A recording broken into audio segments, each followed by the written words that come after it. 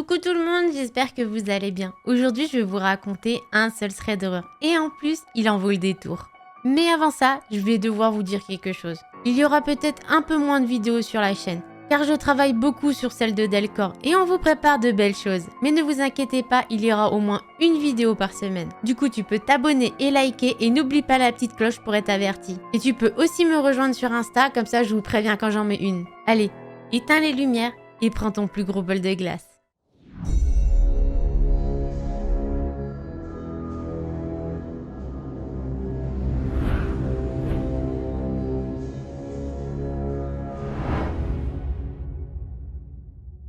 Avez-vous déjà vu des petites statues bon marché de la Vierge Marie? Que ça soit dans les jardins, dans les grottes religieuses ou dans les maisons de grand-mère. Bien sûr, vous avez dû la voir dans la version ordinaire, la version sûre. La peau de Marie qui est de couleur pêche, les cheveux bruns ou noirs, le visage uni et sa robe bleue. Il existe bien d'autres versions, comme la Maria Rouge. La peau de la Maria Rouge est blanche comme la neige, mais ses cheveux, sa robe et ses lèvres sont cramoisis.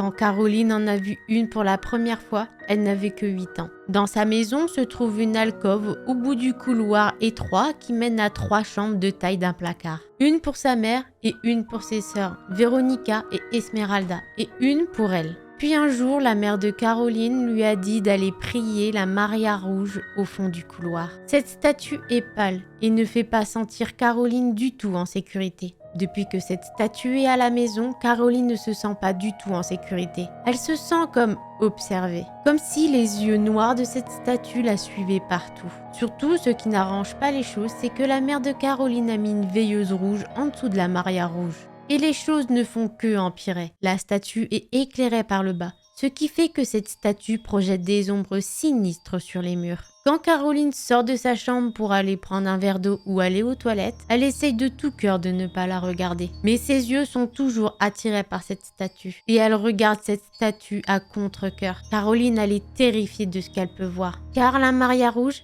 est différente la nuit. Caroline a essayé d'en parler à ses sœurs, mais elles lui ont dit que c'était une illusion de lumière et qu'elle agissait comme un bébé. Mais elles n'ont sans doute pas vu ce que Caroline a vu. Leur chambre se situe proche de la statue, donc elles n'ont probablement pas vu la mâchoire de la Maria Rouge se déformer et transformer sa bouche en un trou noir qui semble hurler. Les ombres tordues qui s'élèvent au-dessus de l'inoffensive statue en céramique au bout du couloir. Puis quand Caroline voit ça, elle ne peut s'empêcher de se demander: est-ce que les doigts incroyablement longs sont vraiment causés par la simple lueur de la veilleuse? Et elle ne peut pas s'empêcher de se demander ce qui se passerait si jamais elle osait regarder dans le couloir dans ces moments. Est-ce qu'elle tomberait sur la vraie Maria Rouge? Une monstrueuse femme vêtue d'une monstrueuse robe la regardant avec un sourire cramoisi. Caroline a aussi fait part de ses frayeurs à sa mère, qui lui assurait que c'était juste des peurs d'enfant. Elle a expliqué à Caroline que c'était normal d'avoir peur des statues ou de choses qu'on ne comprenait pas. Et lui a expliqué qu'une statue ne pouvait pas lui faire de mal. Donc Caroline a fait de son mieux pour la croire, jusqu'à ce que la Maria Rouge commence à se déplacer toute seule à la tombée de la nuit. Certaines nuits, Caroline se réveille avec un bruit de glissement dur, comme si la statue en céramique glissait sur le sol.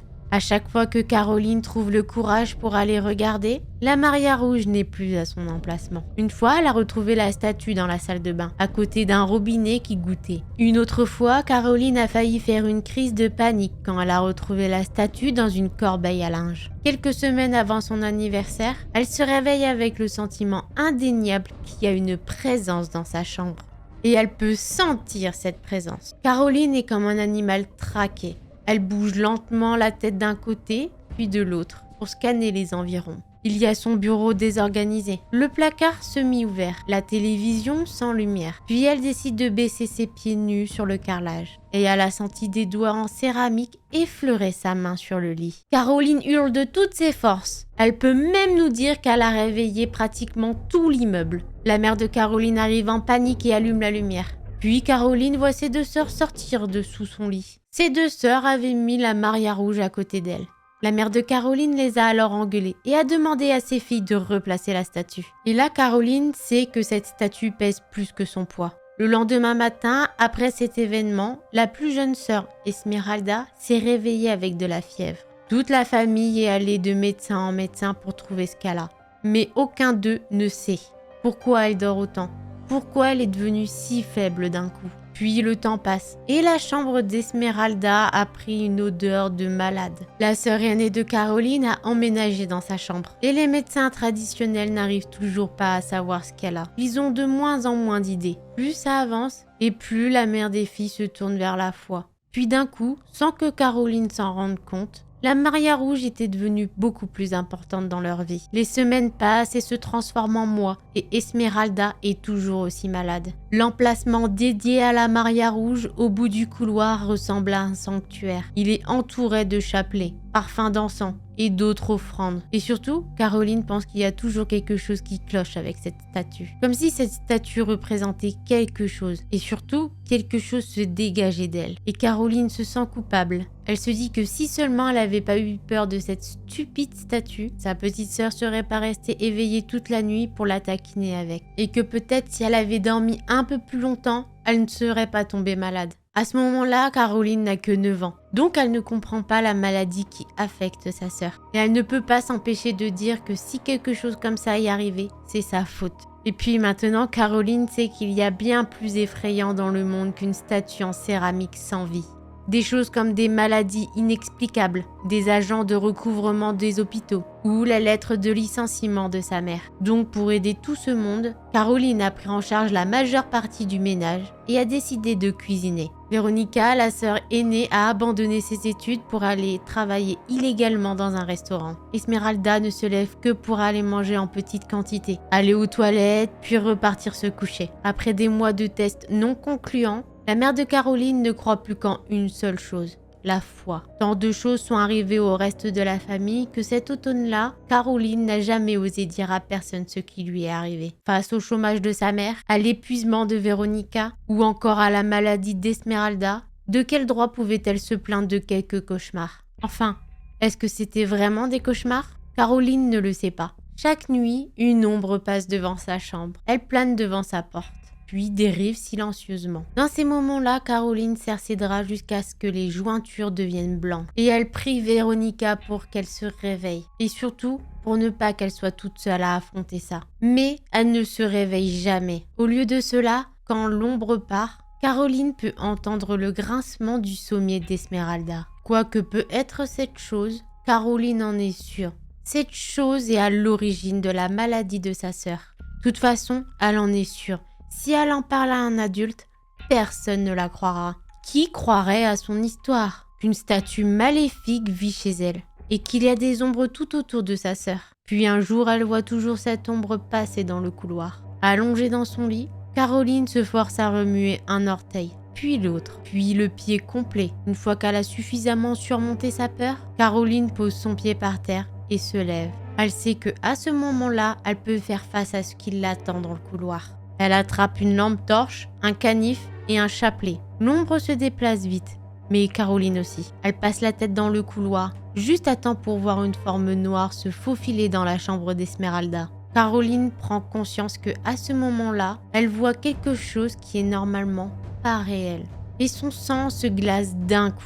Peut-être ce que lui a dit sa mère est vrai, que la statue ne peut pas lui faire de mal. Et peut-être que la chose qui l'habite à l'intérieur le peut. Puis Caroline repense au visage rayonnant de sa sœur qui était sous son lit.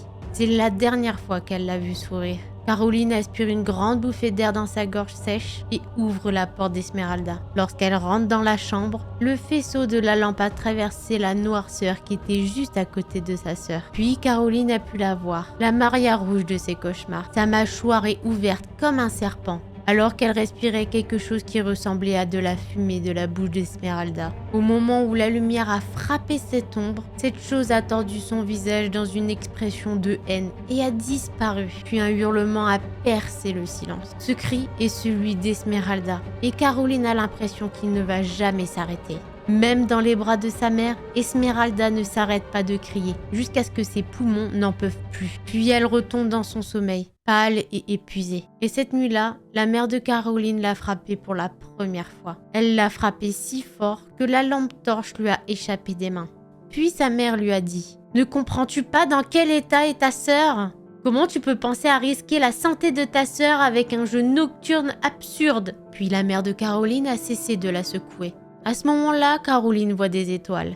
Elle a repris Caroline dans ses bras et a pleuré, puis est repartie dormir. Caroline récupère les piles de sa lampe torche au sol. Et quand elle sort de la chambre de sa sœur, elle peut jurer qu'elle a vu cette ombre de la Maria Rouge lui sourire. Un grand sourire rouge vif. Pour aider sa sœur, Caroline a dû trouver un moyen. En guise de punition, sa mère lui a ajouté des corvées. Ce qui lui a donné une idée. Elle a décidé d'aller renverser la statue à coups de balai. Comme ça, elle pourra dire que c'est juste un accident. Elle sait qu'elle recevra une autre punition pour ça.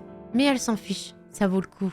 Au moment où elle fait cette action, la Maria Rouge ne se casse pas. La statue n'est même pas fissurée. Caroline prend les choses en main et décide d'aller prendre sa batte de baseball en aluminium, de frapper la statue, mais toujours aucune fissure. Au lieu de briser la céramique, Caroline a pu entendre un murmure de rire. Et quand elle cligne des yeux, elle a vu une vision d'horreur qui allait se produire cette nuit. Quand la Maria Rouge allait prendre sa lente et douce revanche.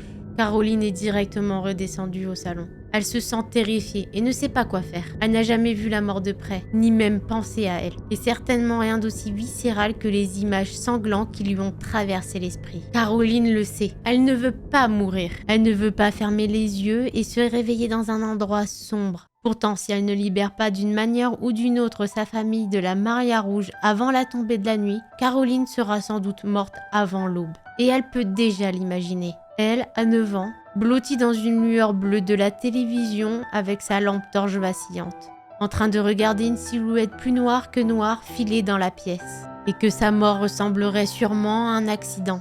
Et elle en est sûre, la chose qui est à l'intérieur de la Maria Rouge continuerait à drainer toute l'énergie de sa sœur. Et Caroline doit agir.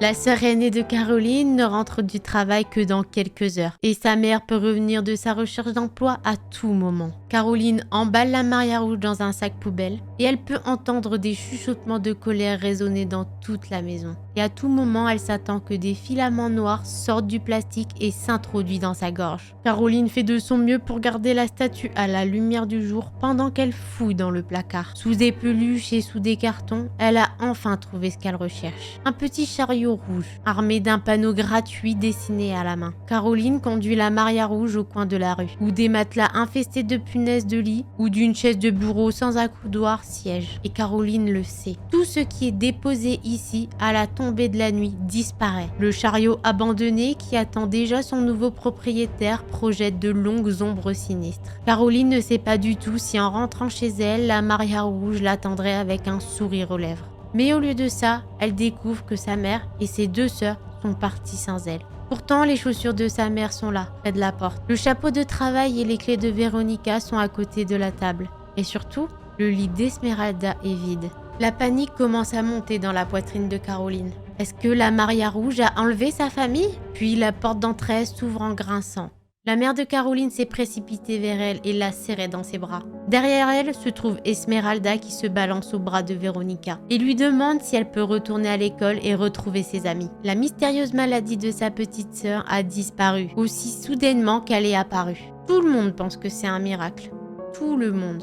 Sauf Caroline. Caroline est très contente que sa mère et sa sœur se soient rétablies. Mais quand elle y pense plus profondément à ce que cela signifie, cela veut dire juste une chose. La Maria Rouge est maintenant dans une autre famille. La petite sœur de Caroline est en sécurité, car la Maria Rouge a trouvé une autre victime. Et c'est peut-être vous. Alors je sais pas du tout si vous avez kiffé, mais moi personnellement j'ai trop kiffé. Ça me fait penser à des films avec des poupées comme Annabelle qui font des choses sinistres, mais là avec une statue en céramique. Je sais pas ce que vous en avez pensé, mais vous pouvez me le dire dans les commentaires. Allez, n'oublie pas de liker et de t'abonner pour ne rater aucune autre vidéo. Et nous, on se retrouve bientôt pour une nouvelle vidéo.